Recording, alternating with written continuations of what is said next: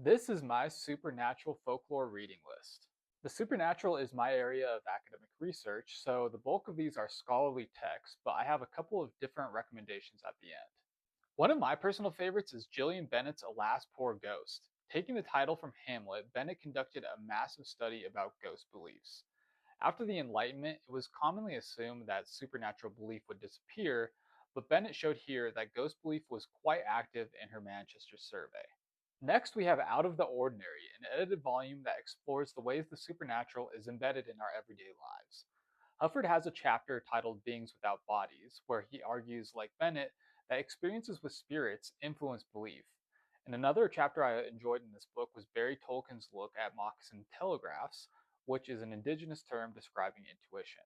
Then there's Ghostly Encounters by the sociologists Dennis and Michelle Waskell.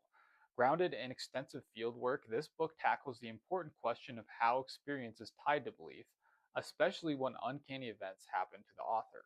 The supernatural is often deeply tied to specific places and therefore also specific cultural contexts. And one book that explores this connection is Putting the Supernatural in Its Place.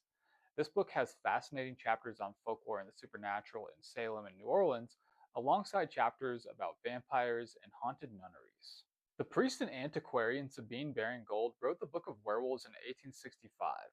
This book will be of interest to anyone excited about Robert Eggers' new werewolf movie, as the book extensively details werewolf beliefs. However, it's quite different from the current approach to the supernatural, as it is rooted in Victorian evolutionary theory and it also pathologized the supernatural.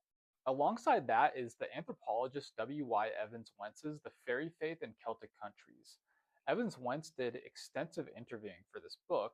However, it was written during the Celtic Revival, which tried to uncover a romanticized, pure, and magical past, which many scholars look at today with skepticism. As always, this is just a snippet of books, but if you have any texts that you would recommend, let me know.